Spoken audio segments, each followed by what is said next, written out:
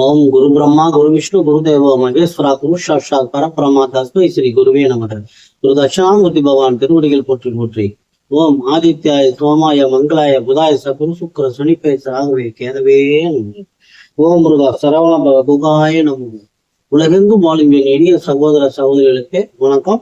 நம்ம சேனலுக்கு ஆதரவு கொடுத்துட்டு வர எல்லா நல்ல உள்ளங்களுக்கும் முதல்ல நன்றி. இந்த பதிவில் என்ன பண்றேன்னா என்ன பார்க்க போறோம் அப்படின்னா ஜனவரி 2025 ரிஷப ராசிக்கான ஜனவரி மாத பலன்களை பார்க்க போறோம்.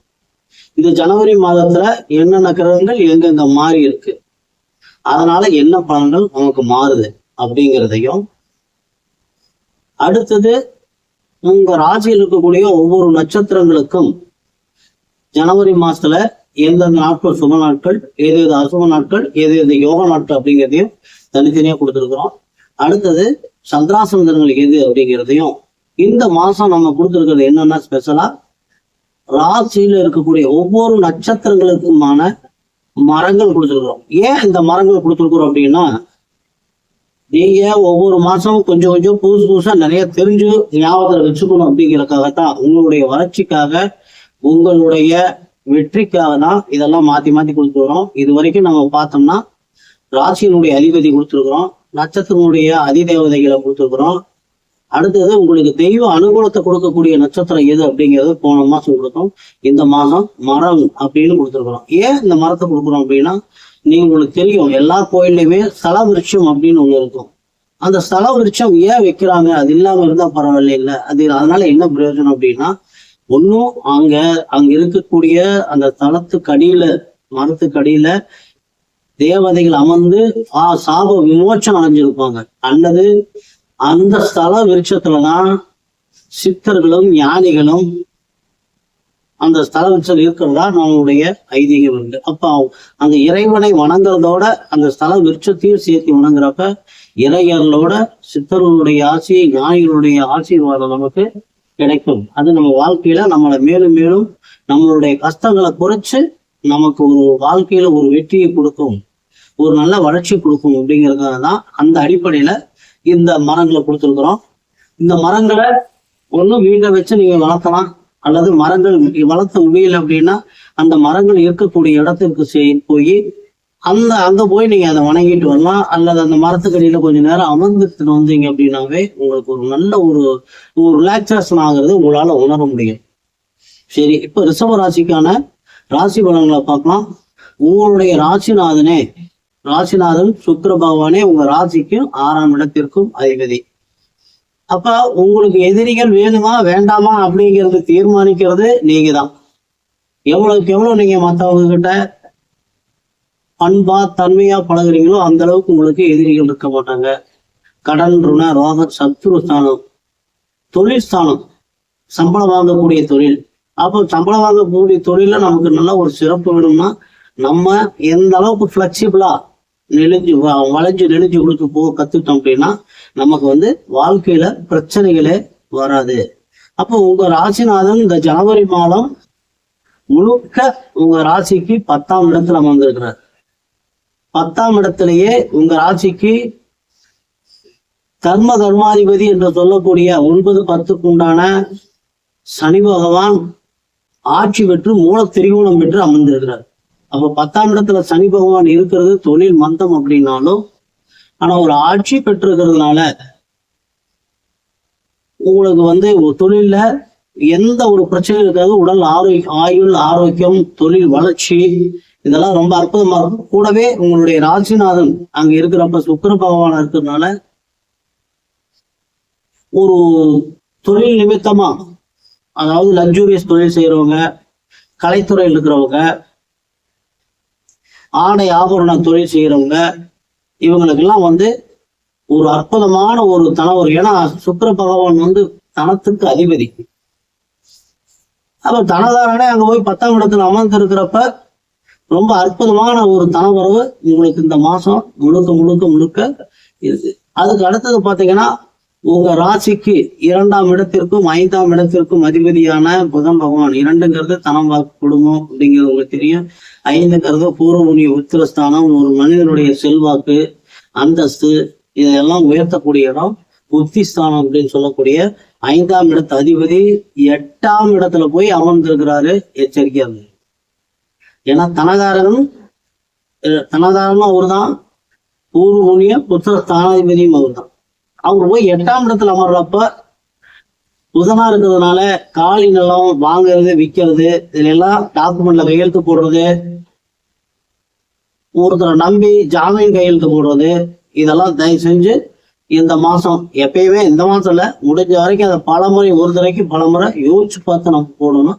அதுலயும் இந்த மாசம் ரிஷப ராசிக்காரங்களுக்கு ரொம்ப ரொம்ப ஒரு எச்சரிக்கையான ஒரு மாசம்.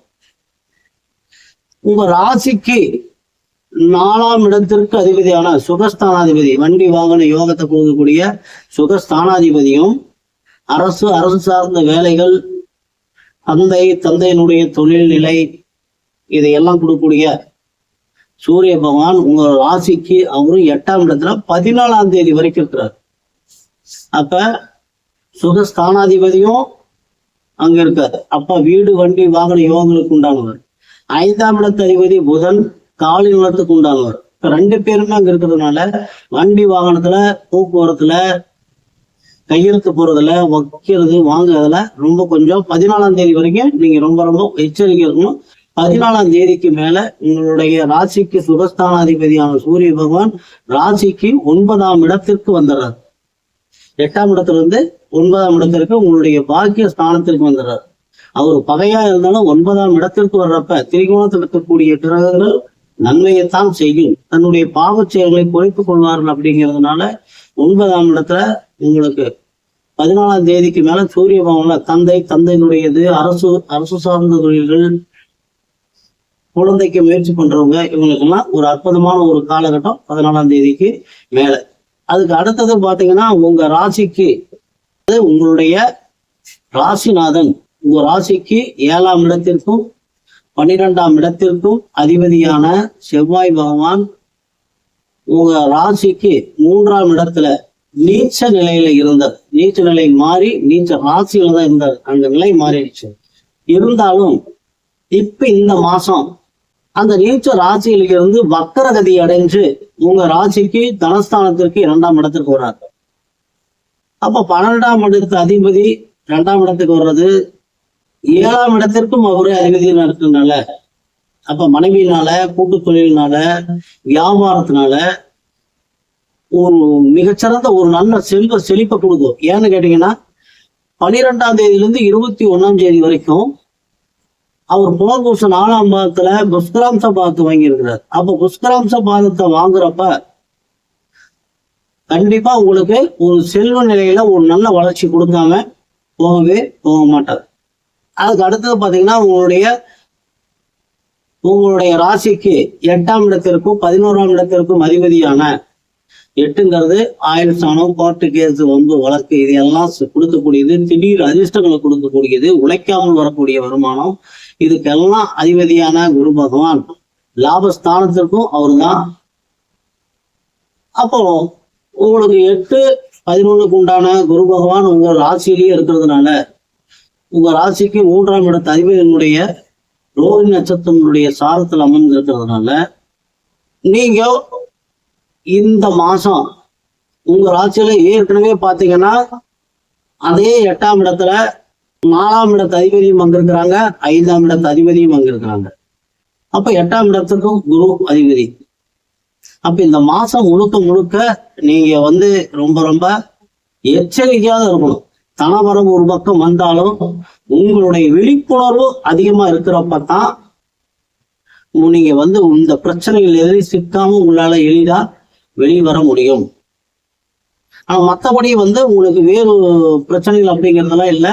உங்க ராசிக்கு 5ஆம் இடத்துல கேது பகவான் இருக்கிறதும், லாபஸ்தானத்துல ராகு பகவான் இருக்கிறதும், 11ஆம் இடத்துல ராகு இருக்கிறது மிகப்பெரிய, அதாவது வெளிநாடு வெளியூர் போறதுக்கு முயற்சி பண்றவங்களுக்கு வெளிநாட்டுல இருந்து வர வேண்டிய பணம் ஏதாவது வர வேண்டி இருந்ததுன்னா, அல்லது வெளிநாட்டுல இருந்து சுப செய்திகள் வரும்.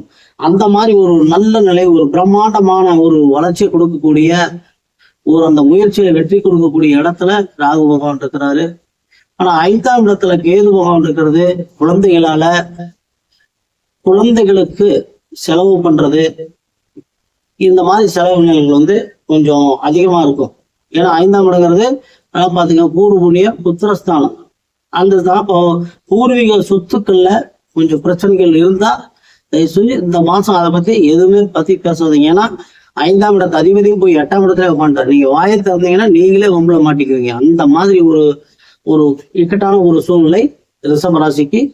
கொஞ்சம் விழிப்புணர்வா இருந்துக்கிறதும், குலதெய்வ வழிபாடு செய்யறதும், மூத்த சகோதரிகளுக்கு உதவுறதும், வயதானவர்களுக்கு ஊனமுற்றவங்களுக்கு உதவுறதும், கருப்பசாமி வழிபாடு இதெல்லாம் நீங்க பண்ணுனீங்க அப்படின்னா, தான தர்மங்களை அதிகப்படுத்துறது இதெல்லாம் பண்ணுனா நமக்கு வர வேண்டிய எல்லா இடைஞ்சலும் நீங்கி நம்மளுடைய பாவ சுமைகள் குறைஞ்சு உங்களுக்கு ஒரு நல்ல ஒரு வளர்ச்சியான ஒரு நிலையை உங்களால பெற முடியும். எப்பயுமே நமக்கு வளர்ச்சி அப்படிங்கிறது நமக்கு வரக்கூடிய வருமானத்துல விரயம் ஆகாம இருந்ததுனாவே நமக்கு பணம் சேரும். அப்போ விரயத்தை குறைக்கணும்னா நீங்க இதெல்லாம் சுப விரயமா மாத்தி இந்த மாதிரி சுப விரயங்கள்ல கொஞ்சம் அதிகமா செலவு பண்ணீங்க அப்படின்னா உங்களுக்கு வீண் விரயங்கள் தவிர்க்கப்பட்டு நீங்க ஒரு நல்ல நிலைக்கு ஸ்டெப்ஸ் அப்பா மேல வர முடியும். அதுக்கு அடுத்தது சரி நன்றி. அடுத்தது உங்க ரிஷப ராசிக்கான சந்திராசுந்தரங்களை பார்க்கலாம். 26/1/25 காலை 8:30 28/1/25 மாலை 2:50 வரைக்கும் உங்களுக்கு சந்திராசுந்தரங்கள். கார்த்திகை 2, 3, 4 பாதங்கள்ல பிறந்தவங்களுக்கான ஜனவரி மாதத்திற்கான சுப நாட்கள். ஜனவரி 2, 6, 8, 11, 13, 15, 17, 18, 20, 22, 24, 27, 29. அசுப நாட்கள் ஜனவரி 4, 12, 14, 16, 28, 31. யோக நாட்கள் ஜனவரி 22, 24. நீங்க வீட்டுல வச்சு வளர்த்தலாம், அல்லது இந்த மரங்கள் இருக்கக்கூடிய இடத்துல போய் கொஞ்ச நேரம் மரத்துக்கு அடியில இப்போ அத்தி மரம் உங்களுக்கு கார்த்திகை நட்சத்திரத்திற்கு அத்தி மரம். இந்த அத்தி மரம் எந்த கோயில்ல பிரசித்தி பெற்ற ஒரு கோயில்ல ஸ்தலவிருட்சமா இருக்கும். அப்ப அந்த மாதிரி தலவிருட்சமா இருக்கக்கூடிய இடங்கள்ல போய், அல்லது நீங்க வீட்டிலேயே வளர்த்தலாம், இருக்கக்கூடிய அந்த மரம் இருக்கக்கூடிய இடத்துல போய் கொஞ்ச நேரம் அமர்ந்துட்டு வர்றதும் அதை வழிபாடு பண்றதும் உங்களுக்கு ஒரு நல்ல வளர்ச்சியை கொடுக்கும். அடுத்து ரோஹிணி நட்சத்திரத்துல பிறந்தவங்களுக்கான சுப நாட்கள் ஜனவரி 3, 7, 9, 12, 14, 16, 18, 19, 21, 23, 26, 28, 30 ஆகிய நாட்கள் சுப நாட்கள். ரோஹிணி நட்சத்திரம் பிறந்தவங்களுக்கான அசுப நாட்கள் ஜனவரி 2, 5, 13, 17, 19. யோக நாட்கள் ஜனவரி 23, 26. ரோகிணியில பிறந்தவங்க வைத்து வளர்க்க வேண்டிய வணங்க வேண்டிய மரம் நாவல் மரம். அடுத்து மிருகசீரிடம் 1, 2 பாதங்கள்ல பிறந்தவங்களுக்கான சுப நாட்கள் ஜனவரி 1, 4, 6, 8, 10, 13, 15, 17, 19, 20, 22, 24, 27, 29, 31 ஆகிய நாட்கள் ஜனவரி மாதத்துக்கான சுப நாட்கள். அசுப நாட்கள் ஜனவரி 2, 14, 16, 18, 30. யோக நாட்கள் ஜனவரி 27, 24. அப்ப மிருகசீரத்துல பிறந்தவங்க வைத்து வணங்க வேண்டிய, அல்லது இப்ப பாத்தீங்கன்னா எல்லாருமே கருங்காலி மாலை போட்டிருப்பாங்க. கருங்காலி மரம் உங்களுக்கு ரொம்ப சிறந்தது. அப்ப கருங்காலி மாலை நீங்க போடலாம், பிரேஸ்லெட்டா போடலாம். கருங்காலி மரம் கருங்காலி மரம் எல்லா கோயிலையும் பாத்தீங்கன்னா அதிகமா கோயிலுடைய கொடிக்கம்பம் அப்படிங்கிறதே கருங்காலி மரத்துலதான் இருக்கும். அதே மாதிரி மேல கோபுர கலசத்துலயும் இந்த கருங்காலி தான் வச்சிருப்பாங்க. அப்ப கோயிலுக்கு நீங்க சும்மா போயிட்டு வந்தீங்கன்னாவே அப்படின்னாவே உங்களுக்கு ஒரு நல்ல ஒரு ரிசல்ட்டை கிடைக்கும். தொடர்ந்து வழிபாடுகளை பண்ணுங்க. உங்களுடைய கஷ்டங்கள் விடுபட்டு மேலும் நல்ல சிறப்படைய எல்லாம் உள்ள எம்பெருமான் ஸ்ரீ முருகப்பெருமான் உங்களுக்கு எல்லா வளங்களையும் நலங்களையும் வழங்க வேண்டும் என்று வேண்டி மீண்டும் அடுத்த பதிவில் சந்திப்போம். நன்றி.